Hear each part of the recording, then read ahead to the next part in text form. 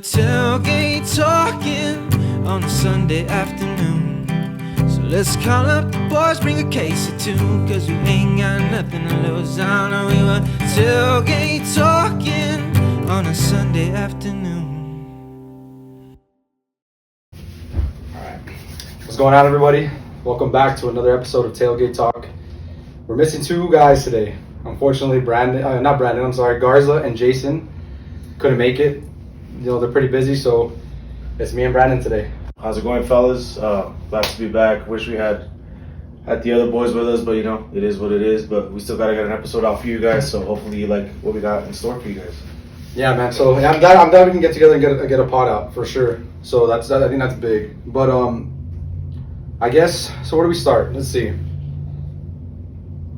I'm gonna go off the rip, bro. Let's see it. I'm gonna go off the rip, and I wish we had the other two guys. And I've been eager to ask this question and let me hear it. Ask you guys a question too. But one of the biggest topics, and just to clarify, like Tailgate Talk ain't all about sports. Yes, thank you. That's something Chris told me. You know, like this is a talk. It's a tailgate talk because when you're at a tailgate, you're just talking about all sorts of topics with your friends.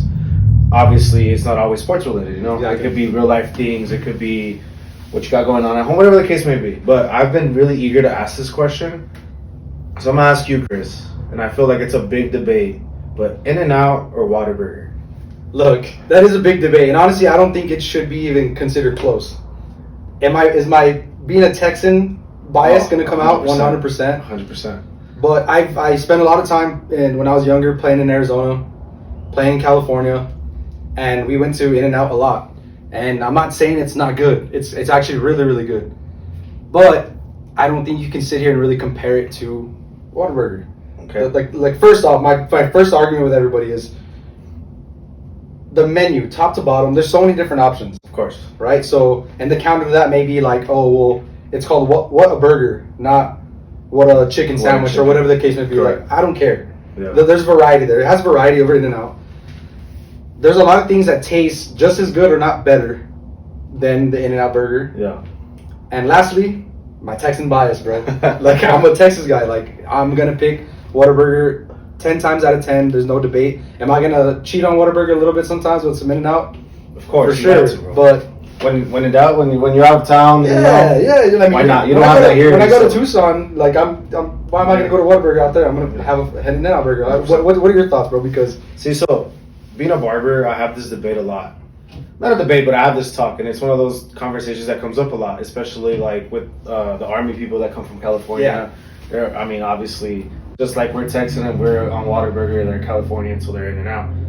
My biggest thing is like, it's hard to judge because of the menus, right? But what's In-N-Out's like go-to? The double-double, right? Double-double, yeah. So monster style. If you compare, and we're not even going monster style. Okay, just basic. All right, so we're just going double-double, and to compare that to the number 2 at Whataburger, right? Because it's double meat. I'm gonna take the double-double. Shout out Garza. Clip that. So I'm gonna take the double over the number 2 at Whataburger. Just because I feel like the burger at In-N-Out is more flavorful, has more taste, has more it's just better, you know? Overall as a meal though, I mean the fries at In-N-Out, mid. Fries at Whataburger, fire. Fire, yeah. You know? Spicy ketchup, bro. I feel like ketchup makes it for me, honestly. Yeah, it adds to the flavor, bro. Yeah, and what do you get at In-N-Out? Like banana peppers? Those are pretty good, though. Honestly, they're pretty good. They're pretty good, bro. But I'm glad you bring up the fries though, because I see a lot of people dog In-N-Out with that with that narrative. Oh yeah. Like the fries are ass. The fries are soggy, whatever the case may be. It tastes like cardboard. I heard on another podcast, and I can't tell you which one it was, but I remember some guy from California. Oh, actually, you know what? It wasn't even a podcast. It was that Red Sox documentary on Netflix. Oh, okay. And it was Duran. Jerry Duran? Yeah, I believe it's him. I might be butchering this, so if I'm getting this wrong, let me know in the comments. But I believe it was him. He said you ask for them like extra like crispy or whatever the case may be, and that's when they come out like good, fire. Yeah. Okay. But I mean, even them like quote unquote soggy, like I think they're still. Yeah. I mean, I'm gonna eat them. I'm gonna eat them. Yeah, I'm gonna enjoy them. Yeah. And then also like another counter to that is just get a monster style. Oh, like for sure. That'll take care of that, dude. So. But I think with me is like as burgers, as you're comparing burgers, right, that are like franchises. To me, bro, there's one burger spot that beats both of them. I think I know where you're going with this, but let me hear it. Shake Shack, bro. Dude, you told me that, dude, when I went to Vegas, and I did not try it, bro. Oh, man, dude, Shake I mean, Shack. Vegas will happen, so. Yeah, Vegas, or anywhere you go that has a Shake Shack. Like, I purposely, where was it? It was in Denver, and flew out with one of my boys, and I purposely took a Southwest flight. Yeah. So I could be at the gate where they have Shake Shack. So you intentionally chose, for sure, yeah. Was it like an intermission, like, or like a, what are they called, where you kind of stop somewhere and then? Well, no, so like we were in Denver. We were in Denver for a game, okay. yeah. But then we flew out. But obviously, like every airline has a different terminal. Because I mean, Denver's a big ass fucking airport. Yeah. So I wanted to go to I wanted to get Shake Shack, and I know Southwest has Shake Shack, so gotcha. Did that. That's, I mean, honestly, I've never tried. Honestly, and I know you could probably get to that terminal regardless, but just to make it easier for myself, right? Yeah. I was like, yeah, I'll just take the Southwest flight and I'll eat some Shake Shack. See, and I've never had it, so I can't, you know, like say that you're right or you're wrong. Yeah. But the fact that I mean, I know you about your food too. Oh yeah. Like you're very like secure in what you like and what you don't like, and the fact that you're saying that you took it it, like make sure you like had to stop there. Yeah. That's I mean, I gotta give it a shot. Shake Shack. I gotta give it a chance, Shake Shack. Shout out Shake Shack. That's all I have to say. Shout out Shake Shack, bro. Well, yeah, man. So I think obviously we both are kind of leaning Whataburger, right? Yeah. 100%. Okay. 100%. I just wanted to clarify. One thing I hate though, bro, is since we're in El Paso, Texas. Yeah. For those that are watching that aren't from El Paso, we have the green chili double. That shit's so good, bro. Honestly, I think it's mid. You think so? But what? East Texas has the sweet and spicy bacon burger. That one's good too. Yeah, because we get that like seasonal, right? Yeah. Yeah. Well, we haven't even gotten it in years. But the sweet and spicy bacon burger, bro, to me, I'll kill someone for that, bro. Really? Yeah. See, I didn't think it was all that. I didn't think it was all that, bro. So same thing, going back to flying. Yeah. When you're flying out of Dallas, if you go to Dallas Love, which is just Southwest, they have a Whataburger in there. Wow. So I make sure it's like the perfect reason. Like obviously, I'm not gonna go to Dallas and then stop at a Whataburger because I have that here. But if you have it, what you about to take off or you? Yeah, but same thing. I'll be at the airport. Perfect. Then you get a sweet and spicy bacon burger, bro. Yeah, facts, bro. No, but that's an interesting topic right off the rip, bro. To get the nerves out the way. Right. But like Brandon said, guys, like we came when we were coming up with the name for the podcast. We like actually Garza mentioned it. He's like, hey, let's not like just be a sports only podcast. Like let's have, you know, real life conversations like we do like in our group chat. And honestly, we should have named the freaking podcast the group chat because a lot of the things we talk on here are derived from there, right? But anyways, he's saying like, hey, like let's name it something that, yes, it's gonna relate to sports, but it's also gonna relate to, you know, real life stuff like how Brandon explained earlier. Tailgate, you know, the bed of the truck, the part that folds down, that's a tailgate. I've had a lot of great conversations on tailgate with the boys. Oh, all the time. You know, so all the time. I felt like it was appropriate. So just in case you guys were wondering about the new logo change, which we just had, and the name of the podcast and why we're not talking about sports, that's the reason why.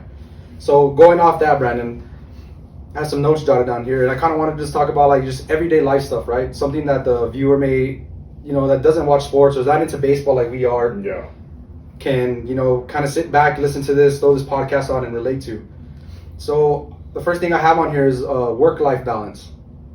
So seeing that you're self-employed and I work for a company, I wanted to see what if there was differences in how we manage our work-life balance, right? Yeah. So I want you to go first. Like, how do you feel like you manage that? You know, splitting work and your personal life. So I feel like for me, Chris, being that I am self-employed, I'm able to make my own schedule. Yeah. So if I want to take tomorrow off, I don't have to call anybody. I'll take it off. Or say I want to work half day tomorrow, I could block whatever half of the day I want to work. So I feel like if you're self-employed, it is like to balance your work life and your personal life is great because you get the best of both worlds. Say, you know, your son has something at 8 a.m. at school, you block it off, right? I'm sure if your son had something at 8 a.m., it'd probably be a little hard for you to make just because you work for a company, which isn't bad, right? Yeah. Like either side ain't bad. But I feel like me balancing my personal life and then being that we talked about in the last episode, being a coach, taking whatever time I need to take off, like I'm always free. But I always make the joke like my boss overworks me. He's an asshole. My boss can be an ass sometimes. Yeah. But yeah, bro, I feel like it's very well balanced. So so I was gonna say, so you would say it's you enjoy it, right? Like I love it. Yes, have you worked for like a company before? Like this is the only thing you've ever done? Believe it or not, dude, straight out of high school, started cutting hair, and that's all I've done. Yeah, for those who don't know, I know Brandon, your fan base and your followers and stuff like that, they show a lot of love to the podcast, which we really appreciate. But for people that don't know, Brandon's a barber, and if you guys are in the El Paso area, Las Cruces area, even you want to make a trip for a really good cut, hit my boy up. We'll put his Instagram right here on the screen, so you guys can check him out. Appreciate that. But yeah, I mean, like, so I feel like it's a little bit harder for me to do that. Being that I have 3 kids and, I have a, mortgage, car payments to make, like, it's kind of hard to, since I work for a company, to take time off whenever I can, whenever I desire to. I have some personal stuff that allows me to do that to an extent, but then when that happens, it kind of hurts the bank, right? Like, it hurts those things that you need, to get to work, to, support your kids and, have them, just have everything they need. Correct. So for me personally, I feel like it's a little bit more of a challenge. Not saying that it's not doable, that me and my wife don't make it, work, but it is a little bit harder to not have the luxury that Brandon has, in a sense where I can make my own schedule and I can, if I need to put time to the side or work at my own pace, so that way I can, be there for my kids' athletics, school plays, parent-teacher conference, whatever the case may be. I feel like it's a little bit harder for me. But, like I said, it's like, I'm not one to try to complain, bro. Of course. But it's one thing that I, just as a comparison thing, like, to compare, my work schedule to yours, it's like, I see that, dude, and honestly, I envy it a little bit. Don't get me wrong, bro, and not to cut you off, but, like, I take time off. Yeah. But same like with you, like, I got shit to pay, so when I take time off, I don't have PTO. Yeah. So I know I'm taking a hit. But, like, for example, like coaching. We play Thursdays, right? So part of my Thursday right now is cut off when I used to work till 10. And Thursday used to be like my moneymaker. That's what I would call it, my moneymaker. Sometimes Saturdays too when we have games. Saturdays, prime spot for you to get a cut, right? Yeah, everybody wants to go to the shop, but now I have to take time off. So it does. You do have to like learn to balance it, but it's like I say, like I see my kid play sports, and I can't put a price on that, bro. And I'll take as much time as I can to see that smile, bro. No, and I agree, man. And like there's times where I do get to miss, and go watch them play, and I love it. And I see the reaction, them seeing me there, as opposed to the contrary, where let's say I can't afford to take the day off and go see them. It's actually really, really, like, it bums me out, bro. Like seeing the difference, like you're seeing the difference in their reaction, seeing the difference in their demeanor. Like, granted, I get home and I get to ask them how their game went, how they did, and they get to express those feelings to me, whether it's good, whether it's bad, but especially when it's good, man, it sucks, like they do. Let's say my son does something on the baseball field, on the basketball court that he's really excited about. Like, if I'm not there to see it, bro, like it. Yeah. I put him to bed and stuff like that, and I'm thinking about it like the rest of that night, bro. Like, dang, like, could I be doing something else that can allow me to be there and not also take away from, like, monetary stuff that, as much as, like, I mean, and I do believe the sentiment where it's like money isn't everything. It's definitely not. And there's no price on, like how you said, like, the being there for your kids and seeing them, how they react when you're there, and just, just being present. Yeah. But I mean, obviously, like, you need money to survive. You need money to, to provide for your family, especially as a man.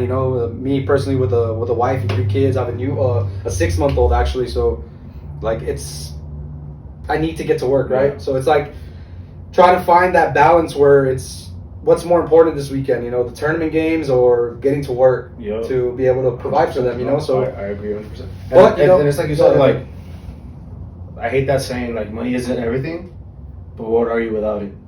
Not much, man. You know what I mean? So, like, you have to work, and I commend you, bro. Like, like, I've been there for your kid when you're not at those games, I've seen the reaction he has when you are there and when you're not there, and I see that as a coach. Some of those parents might not realize that, is that I see these things. Yeah. And is his reaction better when you're there? Of course it is, bro. But I'm sure when he grows up, driving his little freaking Lamborghini, because you're going to buy him one, right? Yeah. I'll be able to afford that, bro. He's going to be thankful that his dad, Give me about 45 years and I got that. I got you, boy. But you know what I mean? Like, you got to, bro. You got to. You have to work. So kind of going off, like, we're talking about monetary stuff, right? Having to get to work to be able to pay for things. With today's, like, situation, and obviously we're not going to talk about politics, stuff like that, religion, anything like that, but just, like, the topic of, how expensive things are nowadays. Gas is pretty pricey. Groceries are pretty pricey. I remember like just 6 years ago, I'd go to the store, have a freaking cart full of stuff, and like $250. Yeah. Now you go and you're getting like just bare essentials that you need for like the week. Let's say you're gonna meal prep or anything like that, and you know, just your everyday things for home. You know, the hygiene and stuff like that. You see the freaking basket, and then you're like, bro, how is this $400? Right. You know, like dude, I'm sure other people can relate to this. I'm never more depressed than when I freaking check out at Walmart. Oh no, dude, I'm like, like, I'm just the guy. I'm pretty sure the people checking your freaking your receipt can like they're looking at me like this guy just went through like some freaking midlife crisis or something, bro. And it's crazy that you bring that up because I literally just got back from Walmart. Oh, so you just experienced this? Yeah, my girl wanted to make spaghetti for dinner, so I was like, cool, I'm down for spaghetti. Yeah. So I bought what I needed for spaghetti and maybe grabbed like 2-3 things maybe that don't relate to spaghetti. But you just like, hey, I saw it. But yeah, I saw it and I needed to get it, right? $75, bro. Yeah. I was like, damn, man. Like, there's no trip at Walmart that doesn't go like less than $50. No, there's not, bro. There's not. Like, even like just go for like baby formula, bro. Plus tax like $55-$56. Yeah. Like what? Sheesh. Granted, am I gonna get it? 100%. That's why we work. But there's times where I'm like, I have to remind my wife, like, babe, we're going just for this, all right? We're not here for any of this other stuff. And then what happens every single time? Son wants this, daughter wants that, and then I'm like, well, you know what? I actually might need some things too. I ran out of golf balls. I hit 20 OB this last round, so I gotta get some more of those, you know. So it just never fails, bro. I always leave there, like I said, freaking just absolutely like shell shocked, bro. Yeah. Almost. That's why when you go shopping as a man, you have to go without your girl. No, and I tell her this, bro. Yeah. She's like, but I want to go with you. I'm like, no. I got this. I got this one today. Because and I make it seem like it's a big inconvenience, bro. But I'm like, babe, I'm doing this for you. Yeah, You stay home, You babe. stay home and you relax with the kids. Let me go to Walmart. yeah, just give me a list. Just give me the list, yes. I'll check it off, bro. Because if say it's the same list, right? Yeah. And I give it to you and you give it to my girl, you're gonna go get everything and that's it. But she's gonna go get say item A. It's because we and on her way to item A to item B, she's gonna see something and she's gonna put it in the cart. 100%. And then from B to C, she's gonna see something else, put it in the cart. That list of 15 turns into 30 real quick with women. And if it's Target, forget it, bro. Yeah, and if you're a woman out there and you think we're wrong, let us know because I don't think we are. I genuinely don't. Don't send your girl to Target. Go by yourself, guys. For real. Take it. That's a vet move right there. Go to Target after a haircut. Hey. Oh, that's another conversation, bro. But dude, what I thought of right now, when we're talking about going to the grocery, you're crazy, bro. Is dude, I might get fucking. Talk shit. No, not even by the freaking people watching this. Am I the only person that goes and sometimes needs my girl to send me pictures of what the hell I need to get? Honestly, bro, no. Is that you too? Yes, because they might say, go get, for example, right now, I'm going to go get stuff for spaghetti sauce. Well, goddamn. You go to the spaghetti sauce section, there's a freaking plethora, bro. Yep. Look that word up. I might not even be using it right, but look that one up. Of just freaking, you got Rayo's, you got this other brand, that brand. You got Ragu, you got the Great Value. And then, do you know what pisses me off? When she hits me specifically with the little corn. Get the one with that doesn't say no salt. Dude, tell me why I'm sitting there for 15 freaking 20 minutes trying to read the damn instructions when it's right there in the front, dude. No salt. No salt. My dumbass is sitting there. Dude, it got to the point, bro, my 10-year-old daughter, I almost have to take her with me because she's like, Daddy, this is what Mom wants. This is what Mom wants. I'm like, sheesh, man. Yeah, dude, so. You guys need pictures? Ask for them. Don't be embarrassed. I'd rather ask than be wrong and get yelled at. Exactly, bro. Yeah, exactly. That embarrassment or that freaking hit to the... And this guy's like... Well, at least me and myself telling you, like, this guy, I'm fucking retarded, you know? Pendejo. Yeah, exactly. Yeah. Like, I'd rather have that than the ass chewing that I'm going to get from my wife 100%. when I freaking come home with the wrong 100%. spaghetti sauce, you know? But okay, so going off that, like, we're talking about the prices being really inflated, really elevated and stuff like that. Do you genuinely feel like things feel harder today than when we were kids maybe to grow up? And obviously, right, like we're gonna have a different perspective because like I said, when we were growing up, so we weren't really in touch with what finances were back then, right? But just from speaking to my parents personally, it's like it was so much easier to kind of get by. 100%. Yeah, like right, like I feel like I have a good paying job and sometimes it's like, damn, how the fuck, like how am I barely like I feel like I should have more money to freaking be able to go like on trips and stuff like that, and it turns into like we gotta save, right? But do you think it's harder? I wouldn't. I mean, it goes both ways, right? Because obviously minimum wage back then was lower. Not that it's any higher right now, right? Yeah. But obviously gas wasn't as expensive. Gallon of milk wasn't as expensive. You know, like I feel like it might be a little bit harder now. You know, same with you. There's some times where like I finish my week, I go to I go buy whatever I need, pay whatever bills I have to pay, and I look at my bank account. I'm just sitting there like, what? like did something get charged that I didn't know of? Or insert Nick Young. Yeah. Like, what? Yeah, like I don't. Yeah, I think it is tougher now in today's economy. Yeah, I mean, I don't know. Like, I don't want to ask like why do you think that is? Because then we're getting into a completely different topic. But like, I feel like nowadays, like a lot of people need like their job and like maybe something on the side. Oh, you know, just to be comfortable, not to survive. I feel like you can still survive, right? Like you're still gonna like my family's not hurting for anything, right? No. But as far as like me as a father with growing kids, like I want to be able to take that trip to wherever it may be, you know, to a spring training game or to a basketball game in Dallas, or I was about to say Houston, but we're not going to there to watch the Astros. But that's hold for on, sure. pause. If you're an Astros fan, if you're an Astros fan, Emphasis on the ass. leave the chat. Yeah, my boy Jake from work. Shout out Jake. You may not watch this, you may do, but the Astros suck, bro. Shout out to my boy Ray. He gets a cut every week, bro. Every week. Cool guy. Hate him for the Astros though. Yeah, no, I mean, I think he was dropped at birth or something. I don't know. they held him on the microwave for too long. The microwave is crazy. That's wild, bro. That is wild. Hey, tell him not to hate me, bro. I'm sorry, bro. I apologize. Fuck him. Damn, okay. Just random strays. Call him Little Timmy Jr., bro. I love the guy, though. I love the guy. No, we're just joshing you, bro. We're just joshing you. But yeah, man. So okay, so like with things being inflated and stuff like that, you know, I feel like any man, regardless of that, is just like from everyday things that we do, you're gonna get home at the end of the day and maybe feel a little bit of stress. Or is it just me? Oh no, I feel like as a man, you stress about the smallest things, and I know you and I have had conversations before to where we feel the stress, you know. And you and I feel like the reason why me and you get along so much, Chris, is because we're both big overthinkers. Big time. Bro. We overthink everything, you know, and I feel like a lot of men do.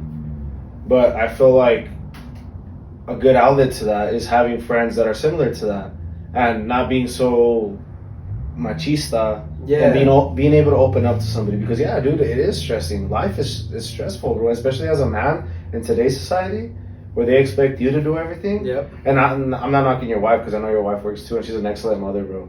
But that. I know a lot of that falls on you, you know, yeah. as a man. So it is super stressful, bro. And we bring that up, man, and I was kind of like iffy about bringing this topic up, but I think it's appropriate. Like men's mental health, bro. Oh, it should be talked about 100%, bro. Like I was raised. Shout out, Dad. You're the best dad. Shout out, Creeper, in the freaking world. Shout out, Creeper. But you know, he raised me kind of to the point where like, hey, like men don't cry, bro. Like men don't talk about their feelings. You know, you brush it to the side and you deal with it. You know, you put it in the back burner and forget about it. Almost try to just avoid it. And to an extent, I agree with that to an extent, right? To an extent, like that sentiment alone made me the man I am today, right? But I always found myself being able to express my feelings and stuff like that with my mom, because my dad was kind of like, dude, like I don't like, not that he didn't want to hear it, but like it was almost to the point where he talked about that so much that it was like I'm almost an embarrassment, I felt like, to bring like stress or like anxiety up to my dad. Yeah. And your mom's more emotional, right? Yeah, my mom's a lot more emotional. I'm very close to my mother. Shout out, Mom, I love you. And you know, like every time I went in there to a room, bro, and just talked about like whatever I was going through back as a child, right? As a child, dude, like what are you really going through, right? Like you go to school, you play sports, like what do you got to stress about, right? But I found myself every time having those conversations with her that I feel better, bro. Like it almost felt like a weight lifted off my shoulder. And there was a specific conversation that I won't get in specifics about with my mother when I was a kid, that I kind of left the room and I was like, you know what, like the day that I become a father, I'm not gonna, and if I have sons, I'm not gonna instill it in their brains that you're weak or you're less than if you cry or you show your emotions or you talk about your feelings.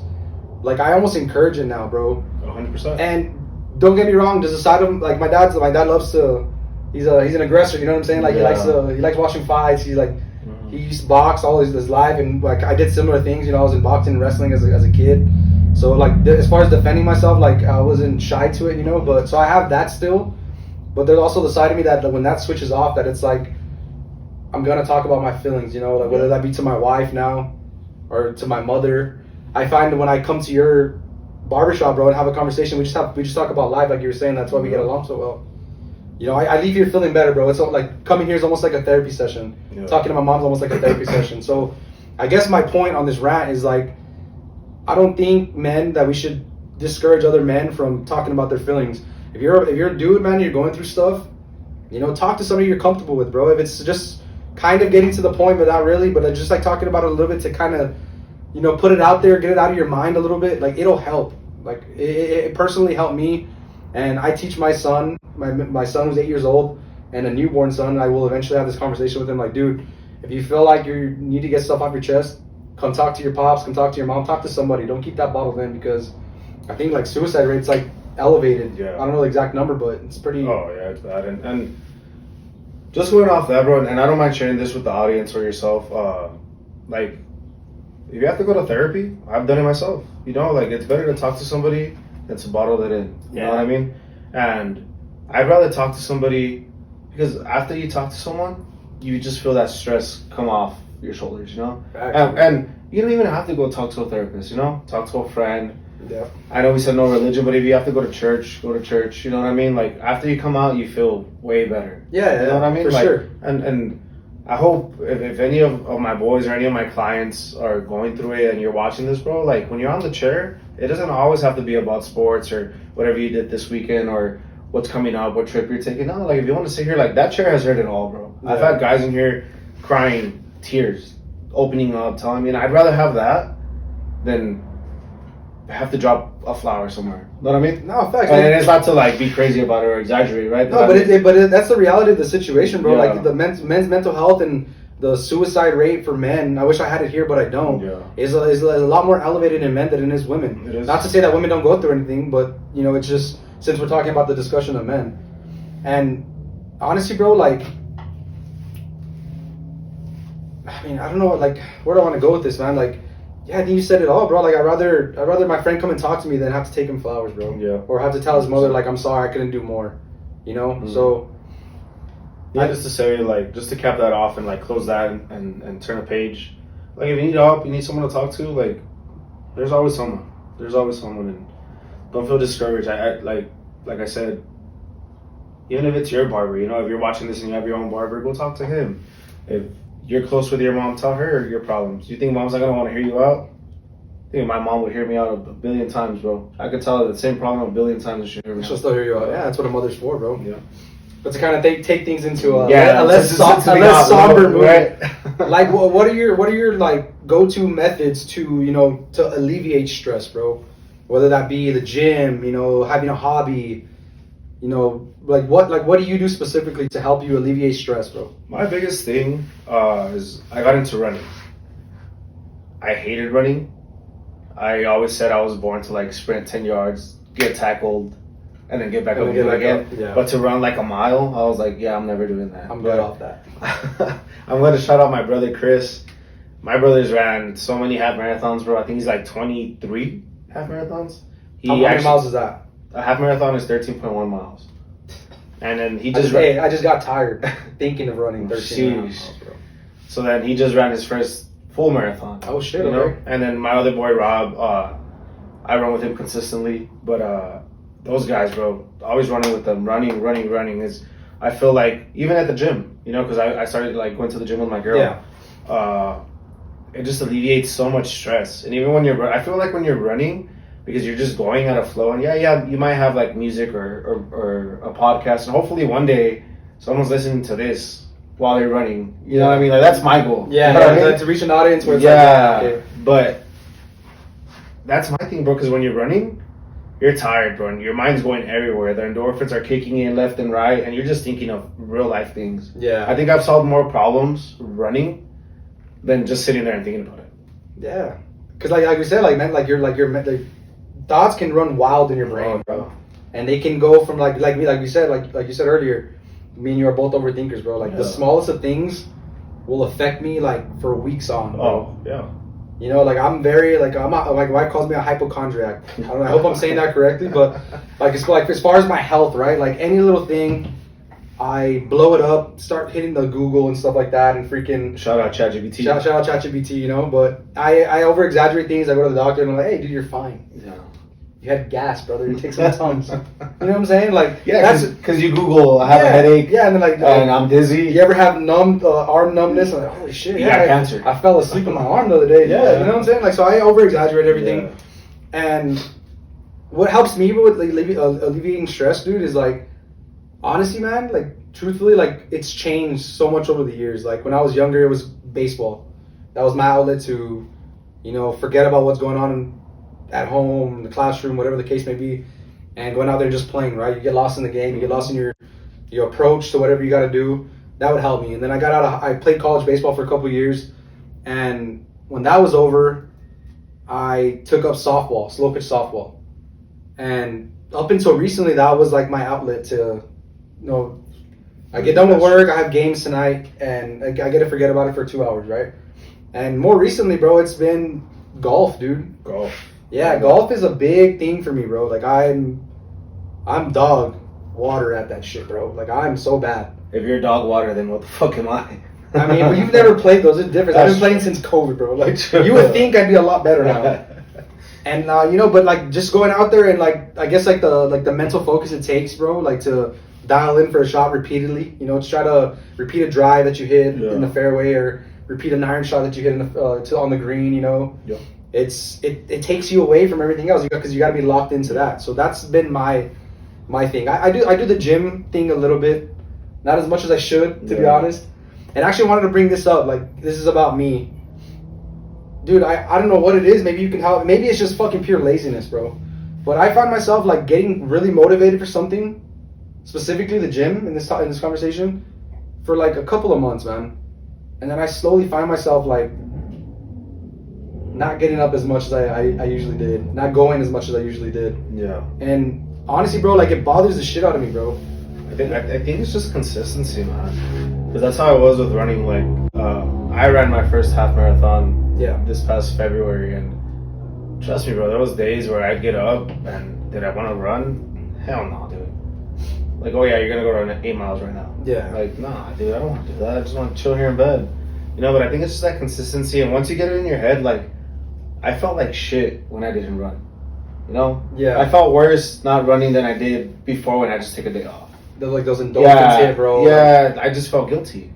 You know? Like, dang, I should have been doing that. Yeah, like I took a day off. Damn. Like, and running is like a self-competitive sport, right? Like I'm not competing with anybody. Yeah, like it's me against me. You versus you. But it's like, damn, like I could have been better than me today if I ran yesterday. Yeah. But I didn't, so now I'm not as good.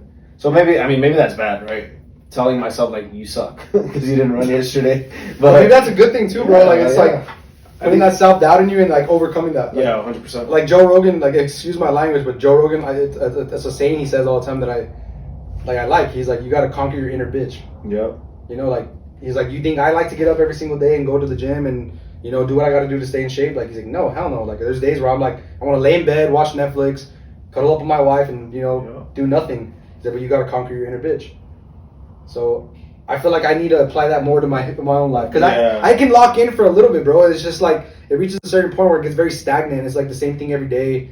It's the same workouts. You know what I'm saying? Maybe I need to change it up, but I find myself getting very like, dang, like unmotivated to go, and then at least missing a day. And then once I get comfortable with missing a day, I miss 2 days, and then that turns 2 weeks, and then that turns into 2 months exactly. Yeah. Like, but you know what? I genuinely think it is, bro. I think when I was younger, my motivation to work in the gym specifically and, you know, like conditioning wise was to get a scholarship to play baseball. I've always been undersized, always like kind of doubted and stuff like that. So it was a mission of mine, bro, like almost to exaggerate, almost a life mission of mine when I was a kid to when I got to my senior year of high school to get a scholarship. Yeah. So that motivated me like crazy, bro. Like I would work out in the morning, work out after school, work out after that. Like I was just locked into just baseball in school. That was all I cared about, bro. Like I didn't care about anything else. And I got to college and same thing, bro. You know, I was motivated to play. And then my sophomore year came around, I got hurt and couldn't continue playing in college. And I think that like I went into like a huge depression, bro, because of that. Oh, I'm sure. I got very unmotivated, you know, started eating like shit.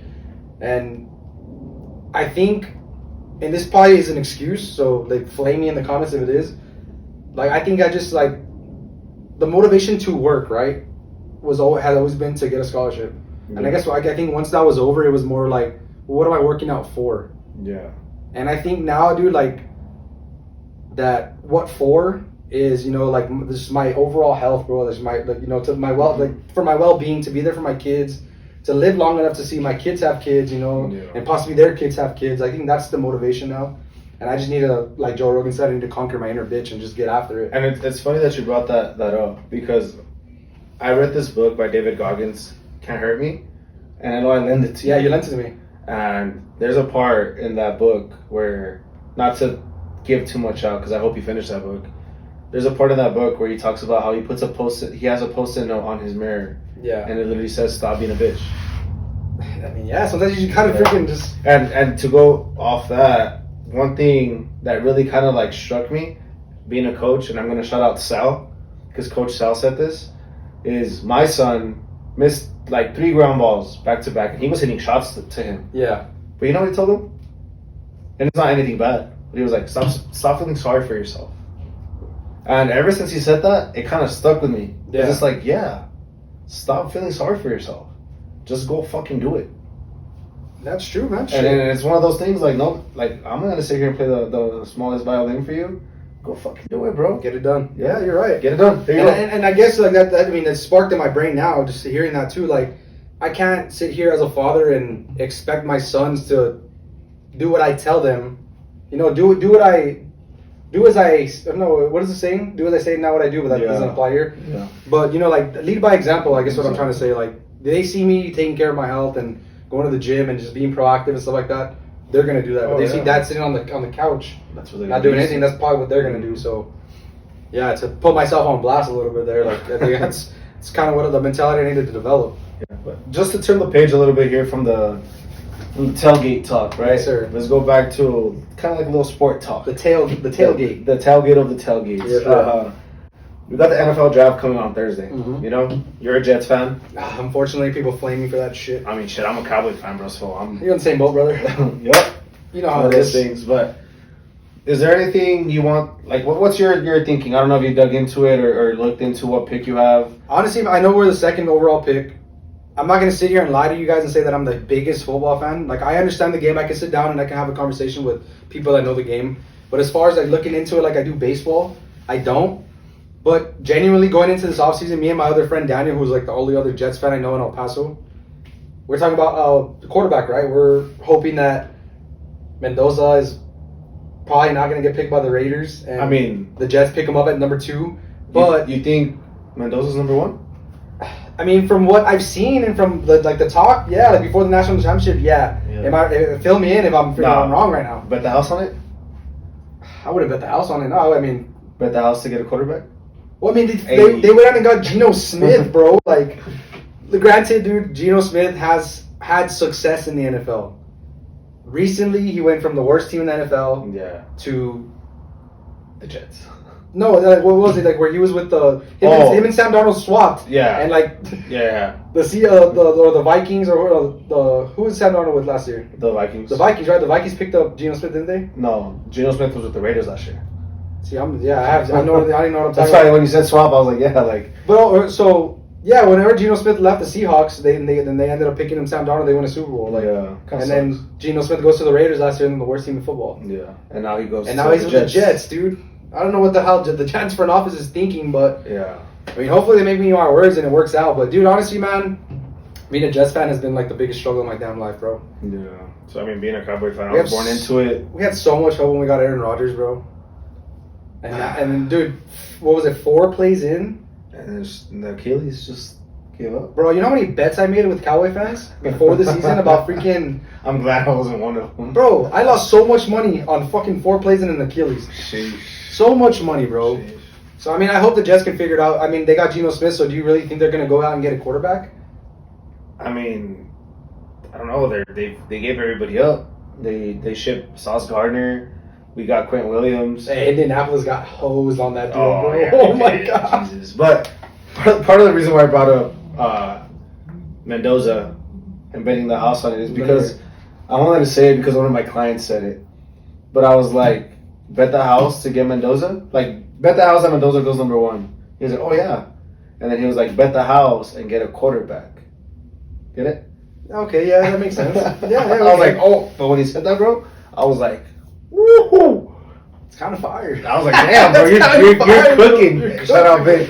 You're cooking. Shout out, Big. I don't know you, but shout out. I was like, oh boy. Yeah, I mean, because, like, who's going to go? Who do you think goes number 1? I think it's Mendoza, right? It's got to be. Yeah. He's the trophy winner, bro. Like, yeah, for sure. And to talk about the Cowboys. and then, Go ahead. like, Trinidad Chambliss, like, he got denied his 6th year, and then now he got reinstated, right? Like, he can go play, so he's not leaving Ole Miss. He's going back to try to get, like. Mm-hmm. So it's like, who the fuck are the Jets gonna get, bro? I just feel like they need help everywhere. You gave away freaking Quentin Williams to the Cowboys. your best 2 defenders. You gave up Sauce Gardner. Like, Breece Hall's gonna be. Isn't he a free agent next year? Yeah. So it's like, do you go and pick a running back in the overall? What's the guy from Notre Dame? Oh, Jeremiah Love. Yeah, running back. I mean, I watch enough sports talk shows to know, and I don't know enough about football, so I could be wrong. But like from what I'm seeing is like you don't draft a running back that high because the demand for running backs is like, I mean, there's so many running backs out there. Like the example you gave me is with Williams, right, from the Cowboys. Yeah. It's like they paid Zeke, and then what did Zeke become? Okay, so, damn, you hit a touchy subject. I'm here sorry, dude. with Zeke. I So apologize. we spent a first round pick on Zeke, and Zeke, post 2020 Zeke, and he got drafted in 2015. Those first 5 years of his career, dude, Zeke took the league by storm, bro. You know, and I'm not saying that picking a running back in the first round is a bad choice, but it's not a great investment. Yeah, that's the term they use, bro. It's not a great investment too. Because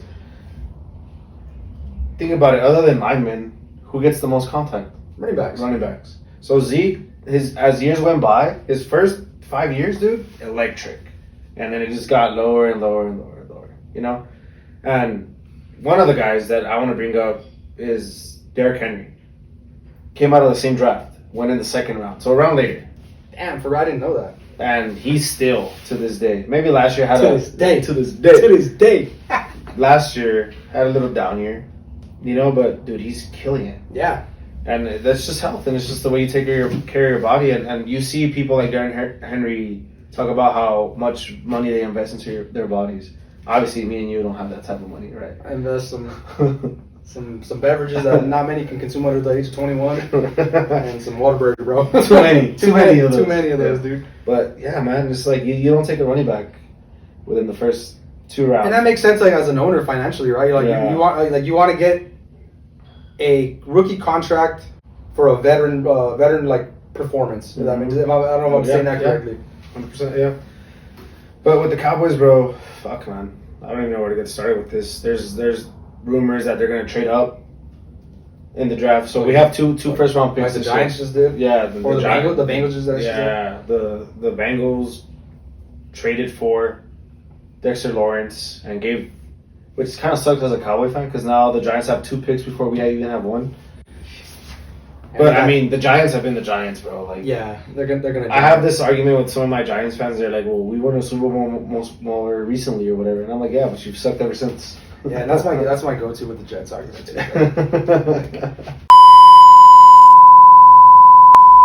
You Cowboy fans. I was born in '96, and they last won in '95. I wasn't even a thought when the Jets won the Super Bowl, bro. But hey, but you know how many do we have? You have 1. Yeah, what? You up? I'll just shut up, bro. I don't know what I'm talking about. But yeah, I hope the Cowboys. I don't know. Had this conversation with my brother. I hope we trade those 2 picks to move up in the draft, you know, and we get Sonny Styles, you know, a linebacker from Ohio State. Okay. Essentially, if you think about it, we traded Michael Parsons to the Packers. We got 2 first round picks. We shipped one of those to go, and in return got Kenny Clark. Yeah. With 2 first round picks. We got Quentin Williams with one of those picks. And then if we can get Sonny Styles with doing that trade, that means we traded Michael Parsons for Kenny Clark, Quentin Williams, and Sonny Styles. I think if we do that, Jerry Jones all the shit I've talked to you in the past years, you're cooking, my guy. I mean, a lot like the narrative around the Cowboys is that Jerry Jones is kind of like he needs to step down for the Cowboys to have success. Yeah. But the dude arguably has had as much or more success than any NFL owner or GM that is currently in the NFL. Oh yeah, and stemming from the '90s, you know what I'm saying? Just the '90s alone. And then the Cowboys draft well. Dude, like, they always do. But my thing now is like, bro, just make a freaking splash. Trade your first 2 picks and go get that guy. Like, win now. Dude, the Cowboys are a defense away from being good. Like, I know I talk a lot of crap about the Cowboys. Cause, like, my entire family's Cowboy fans, bro. So what happened to you? Maybe you were dropped that birth too. I probably was held by the microwave a little bit too, bro. But yeah, dude, it's like they're a defense away. I tell everybody, hey, I talk some shit because like I'd like to give Cowboy fans freaking grief, like because anybody that's not a Cowboy fan knows Cowboy fans. You say any little thing about the Cowboys and they absolutely lose their freaking shell. But you know, not me though. But yeah, dude. But like they're a legit team. They had the highest scoring offense in football last year, right? Or am I mistaken? They had the best offense last year. Yeah, so it's like they're defense away from being right there with the best of them. So it's like the Cowboys kind of do it to themselves sometimes. I feel like. Oh yeah, it but sucks. If they draft well this year and they get a good defense behind that number one offense, like I don't see a world where the Cowboys can't make a run in the playoffs. So don't make me get delusional now, bro. Because if we just have a below average defense, we're good. Yeah, dude. I mean, at the end of the day, it's like not that just hold the team to like freaking 20 points, bro. If your offense is going out there scoring 30 fucking plus. Think about it. In the NFL, 20 points is a lot. Yeah. You know, and when you're allowing 30 plus, you're not gonna get anywhere. Yeah. It's hard to score in the NFL. Yeah. So if you could get an average defense that holds the other team to at least 2 touchdowns, what more do you want, bro? We have the offense to score 50 if we have to. Exactly. It's like the problem is like when you're running the playoffs specifically, when you run into teams that have elite defenses. Oh yeah, that's when we're done. That's when you're like, okay, well, what are we gonna do? You're like, at that point, you're just a regular season team. Yep. But yeah, man, anything else in sports you wanted to bring up? I haven't really. Sports wise, we got basketball going on. We got the playoffs. We got the Stars playing right now in hockey, and they let us down last night. They absolutely got waxed on home ice, bro. It's embarrassing. One of the biggest things I took upon this past weekend, or yesterday, I should say, Gilbert Burns. Oh yeah, Dorino, bro. UFC, one of the biggest dogs in the UFC. He took up Hamza Chimaev. I don't know if you remember that fight. He freaking knocked him on his ass. No? Yeah. Is that when Chimaev was like sitting on the cage and he was walking out? Yeah. Dude, imagine you're walking out, you see your opponent doing that with Darren Till. It's like, bro. Yeah. But then he's lost 5 straight, bro. He just decided to call it quits. What is he, 38? 38, yeah. And it's just like, damn, man. Guy was so good. I saw him fight. My first UFC fight I went to the first fight. My first UFC fight is a fight where Conor McGregor broke his leg. Oh, for real? You were there live? Yeah, I was there live. I won $7,000 that night, bro. You what? I'm sorry? Won $7,000. Good for you, dude. Where's that $7,000? Who knows? Who knows? But Gilbert Burger and Shake Shack, bro. Shake Shack for sure. Shake Shack. Gilbert Burns beat Stephen Wonderboy Thompson, who is one of my favorite fighters growing up. Yep. He beat him that night. And I was like, damn, F that guy, you know? But anyways, Gilbert Burns, enjoy retirement. I know he's not even in the sport, bro. He'd be an excellent coach. Yeah. I know. He's kind of pretty good, like, kind of adopting that. Oh, right? yeah, I'm sure. I heard his interview with Henry Cejudo and Kamaru Usman. Like, he's kind of tapped into the coaching world. Yeah, right? and he'd be a great coach, bro. So whoever gets his knowledge is going to be great. No, for sure, man. And just lastly, I'm wearing a bunch of Dodger gear. You see the Dodger stuff in the front. I don't know if you've seen the Mets on an 11-game losing streak. Dude. They could have snapped today, I'm not too sure, but the last I looked, they're on an 11-game losing streak. And insane. I believe they have a top 3 payroll in all of baseball. I wish I had the for sure answer for you guys, but I'm just guessing. But as a Dodger fan, it makes me look back onto the narrative that the Dodgers are buying championships. Yeah, it's like, I'm gonna say it off the rip, dude. Like, I think it's a bunch of crap. The Dodgers draft and develop better than anybody in baseball. You hear interviews around the entire league, guys that have played for the Dodgers and played against it or in other organizations, and they talk about how well the Dodgers organization is ran, from top to bottom, from farm system guys to the big leagues. They're all treated the same. They're all treated with, we got to get the most out of you to either be traded or to come help the big league club. They do it better than anybody in baseball, and they happen to have the best payroll in all of baseball. I'm not delusional to that fact. Yeah. I understand that, bro, as a Dodgers fan. Do they outbid a lot of people for guys? 100%. But last I checked, they're not the only team that has guys on the payroll. And if your owners are doing stuff right and in actually investing in their team to make them better and to win now, how can you knock that? Like I always give the Brewers example, dude. Like they had the most wins in all of the National League last year, and they got swept by the Dodgers when it mattered the most, bro. Yeah. And then what happens? Like they were a starting pitcher away from this year being contenders because they have Mizorowski coming up, and they tell their number one guy Freddie Peralta, we're not going to sign you, we're not going to give you the money you want, it's not going to happen, and he goes elsewhere, bro. And it's like you're going to sit here and say the Dodgers are winning baseball when you have owners like the Brewers that aren't investing in their team. That makes no sense to me. But my point behind all this, is that the Mets have one of the top payrolls in baseball. They signed Juan Soto for more money than they did Shohei Ohtani, and they're losing 11 straight. Granted, it's early in the season. It's an 11-game stretch. Do I think the Mets are still going to be there at the end of the year? 1,000%. But it just goes to show, like, you can put all the best players in the world around each other. If the chemistry's not right, bro, the coaching staff's not right, things don't mesh, if there's not a little bit of luck. Look at the World Series last week against the Blue Jays. There's a lot of luck involved in that. It's just not going to work. So, like, it doesn't make, like, you cannot buy a championship in the sport of baseball. You can spend money to put, like, the right tools in your toolbox, but sometimes those tools mess up, bro. Sometimes those tools get hurt. Sometimes those tools are broken. And at the right time, if you get hot, you can win in baseball. All these guys are getting paid, bro. Like, they're all professionals. Yes. I hate that narrative, dude. It infuriates me, bro, honestly. I get that, and I get it from both sides, right? Yeah. Because I'm a Ranger fan. Yeah. So do we have the biggest payroll? No. We're probably, like, in the middle of the pack. You guys got Corey Seager, though, bro. Shout out Corey. God bless. But you're absolutely right. Like, you can have all the best players in baseball. Look at we can talk about the WBC. Yep. The USA, Dominican, bro. Yeah. The US had a great team. They underperformed, bro. The DR had a great team. But it's just one of those things. If it don't click, it don't click. And it goes back, and I'm going to do this just to kind of, like, get it on my chest. Let me hear it, not get it on my chest, but just kind of, like, sit up high and shit. But when the Rangers won the World Series, they played the Diamondbacks. And I'm sorry the Diamondbacks beat the Dodgers. They beat the snot out of the Dodgers, bro. That was but it's one of those things is why. Because that year, and even that whole World Series, like, that specific year, the Diamondbacks were playing small ball, and it worked to a perfection, and that's how they were beating teams. Bro, because that chemistry was there. Bro, they got into those playoffs with 83 wins, bro. They were the last wild card team in the National League side, and they went to the World Series, bro. Yeah. It's not about who you got on your team, bro. I mean, I'm not gonna say it's not, because it is. Oh, okay. Yeah. But it was specifically the playoffs, like it's whoever's hot at the right moment. You got to get hot at the right time. Yeah. And that's why, like you saying, like the Mets having this 11 losing streak, 11 game losing streak. Yeah. It don't really matter because we play 162, bro. They're gonna bounce back. Yeah. They have too much talent on that team. Come August and September when it starts getting hot, and then come October, if they find their way, then they'll be okay. But it just shows like an 11 game stretch is an enough sample size for the playoffs, right? Oh yeah. You could if your team's that loaded and can lose 11 games straight.